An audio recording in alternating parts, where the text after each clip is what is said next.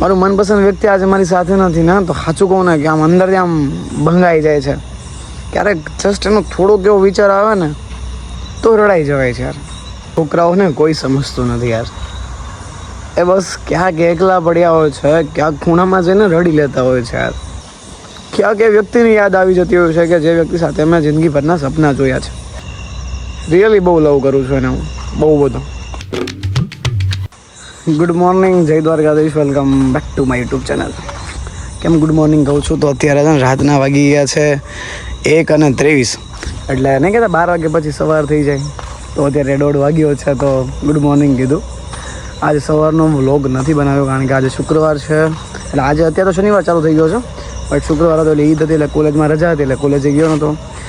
રાતે પ્રથમ દિવસ કાલ રાતે સુવામાં બી લેટ થઈ ગયું હતું આજની જેમ. આજે બી લેટ જ થવાનું છે એટલે વ્લોગ નહોતો બન્યો. એટલે ડાયરેક્ટ પછી રાતે વ્લોગ ચાલુ કરું છું અત્યારે 1:30 વાગે.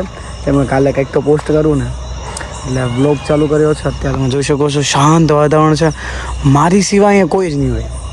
કેમ કે હું જ એક ભટકતી આત્માની જેમ ફરું છું અત્યારે. ઊંઘ આવતી છે ને એટલે મને એમ છું કે ચલો વ્લોગ બનાવી નાખીએ આજે.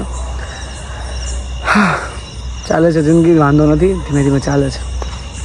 1:30 વાગે પણ બકવાસ કરું છું. બકવાસ કેવી લાગે છે ફટાફટ કોમેન્ટ કરી દેજો. અને તમારા ભાઈએ છે ને આજે એક નવી ઇન્સ્ટા આઈડી ચાલુ કરી, મિસ્ટર જીવ 14, કે જેવા નામવાળા વિડીયો બનાવવાના ચાલુ કર્યા, કે જેમાં હું નામવાળા વિડીયોનો ચાર્જ લઉં છું 300 રૂપિયા પર વિડીયો. અને એ પૈસાનો ઉપયોગ હું ગરીબ બાળકો માટે, મૂંગા પશુ પક્ષીઓ માટે, કેમ કે મીન્સ એના માટે બી હવે કંઈક કરવું પડશે. કોક તો વિચાર છે ને. મારી રિયલ આઈડીમાંથી મારી જે ઇન્કમ થાય છે હું મારા ખુદ માટે વાપરું છું, બટ જ્યારે નામવાળા વિડીયો બનાવું છું બધા માટે તો એમાંથી જે પણ પૈસા આવશે હું ગરીબ બાળકો માટે પ્લસ કે કોઈ પણ મૂંગું પશુ છે, પંખી છે, એના માટે હું ખર્ચો કરીશ. જે પણ આવશે, ભલે 100 આવે કે 200 આવે કે 300 આવે, XYZ જેટલા પણ આવશે ને એ હું એ કામ માટે વાપરીશ. બસ વિચાર્યું કે ચલો હવે સારા કામ કરીએ, ઈશ્વર ક્યાંક તો સામું જોશે ને યાર.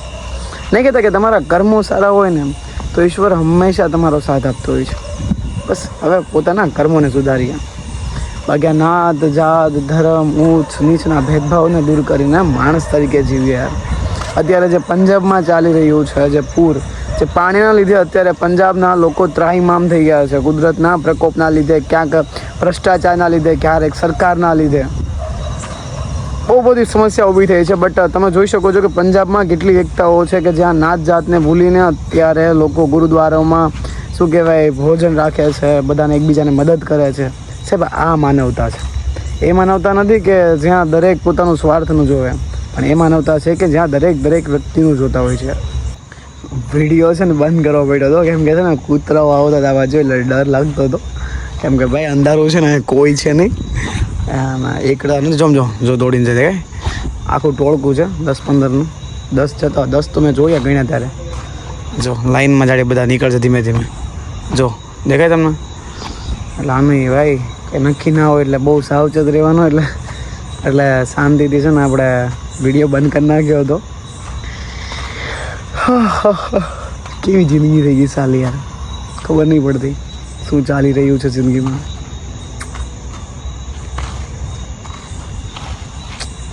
તમે તમારો વિડીયો જોવો છે જ મોટી વાત છે મારા માટે, કે આટલી બધી બકવાસ કરું છું બી તમે વિડીયો જોવો છો મારે. Thank you so much. આપનો ખૂબ ખૂબ આભાર. બસ આવી રીતે સપોર્ટ કરતા રહેજો. હું વાતોને શેર કરતો રહીશ.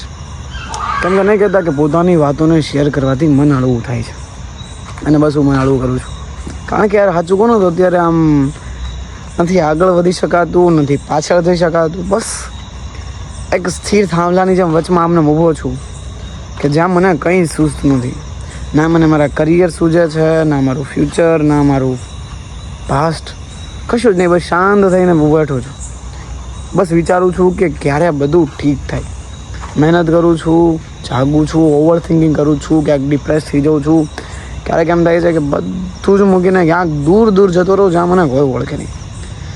પછી વિચાર આવે કે ત્યાં જઈને તો હું મારી સિચ્યુએશનથી ભાગીશ. બધાને હું મોટિવેટ કરું છું કે પોતાની સિચ્યુએશન સાથે લડો. અને જો હું જ ભાગી જઈશ તો પછી એનો કંઈ મતલબ નથી ને. પછી એમ થયું કે ચલો મુસીબત સાથે લડો.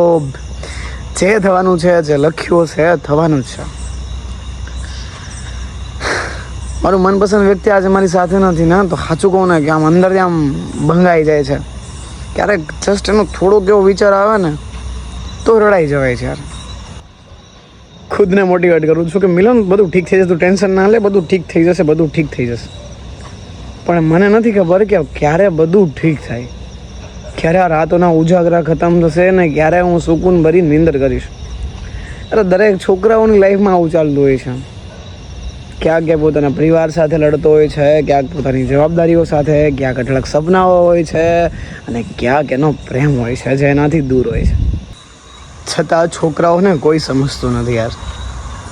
એ બસ ક્યાંક એકલા પડ્યા હોય છે, ક્યાંક ખૂણામાં જઈને રડી લેતા હોય છે યાર. એવું નથી કહેતો કે છોકરાની લાઈફમાં પ્રોબ્લેમ હોય છે, છોકરીઓની લાઈફમાં પ્રોબ્લેમ નથી હોતી, હોય છે યાર. પણ છોકરીઓ ક્યાંક રડી લેતી હોય છે બધાની વચ્ચે, બધાની સામે. બટ છોકરાઓ નહીં રડી શકતા યાર, કારણ કે છોકરાઓને પહેલાંથી જ કહેવામાં આવ્યું છે કે છોકરાઓ રડતા નથી.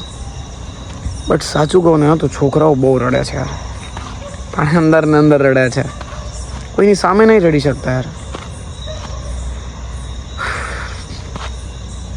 ઘણી મુશ્કેલીઓ એવી હોય છે જેને આપણે કોઈને કહી પણ નથી શકતા અને સહી પણ નથી શકતા. અત્યારે હું મારી ફેમિલીથી દૂર રહું છું, મારી સાથે અત્યારે કોઈ જ નથી, બસ એકલો છું. મમ્મી પપ્પા ભાઈ બહેન બધા જ ગામડે, અહીંયા એકલો. ક્યાંક માની યાદ આવે તો ક્યાંક બહેનની, તો ક્યાંક પપ્પાની, તો ક્યાંક ભાઈની. છતાં પરિસ્થિતિ સાથે લડવું પડતું હોય છે, કેમ કે યાર હું છોકરો છું ને એટલા માટે.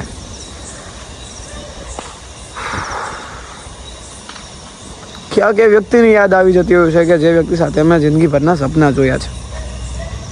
બસ એનો વેઇટ કરું છું. ખુશીઓ ત્યારે હશે મારી પાસે કે જ્યારે એ વ્યક્તિ મારી સાથે હશે. ત્યાં સુધી શાયદ તમારા ભાઈના રાતના હશે ને 1:30 વાગ્યા સુધીના ઉજાગરા જ રહેવાના છે.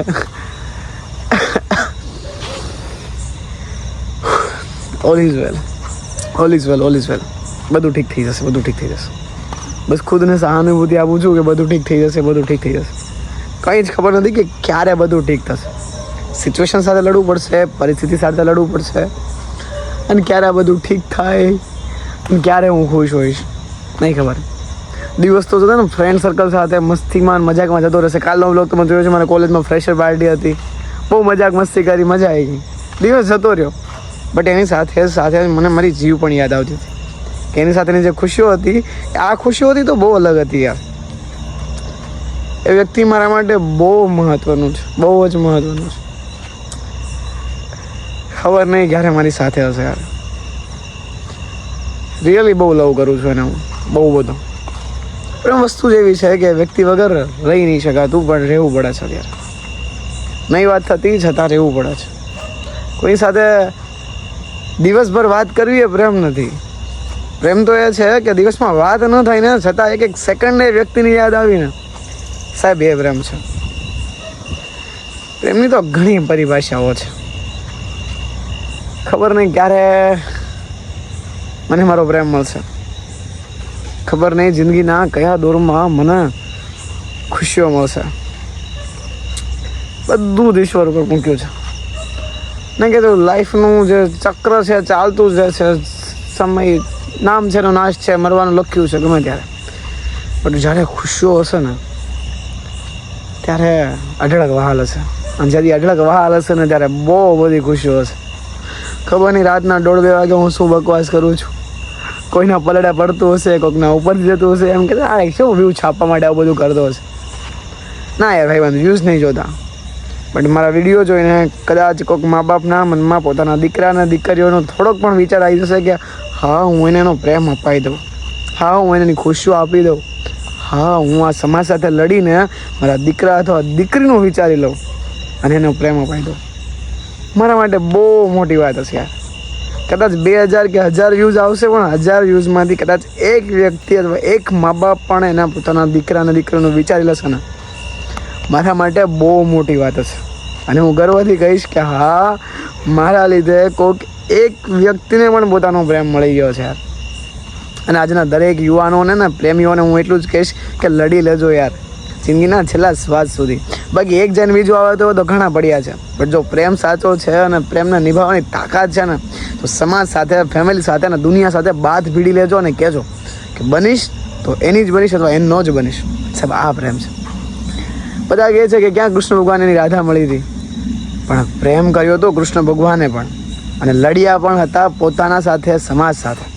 રાધાજીએ તો બધા જ બંધનો તોડી નાખ્યા હતા શ્રી કૃષ્ણ માટે યાર. આ પ્રેમ છે. અને પ્રેમ માટે, પ્રેમને પામવા માટે દુનિયાના બધા જ બંધનોને તોડી નાખજો યાર, અને પોતાના પ્રેમને પામવા માટે છેલ્લા શ્વાસ સુધી લડી લેજો. આ પ્રેમ છે. હા હા, હમણાં તો એક કોમેન્ટ આવી હતી કે યાર તમારી ઉંમર નાની, તમે આટલી બધી મોટી મોટી વાતો કરો છો યાર. ના, મજા આવી યાર. અનુભવોથી માણસ શીખતો હોય છે, ઉંમરથી નહીં.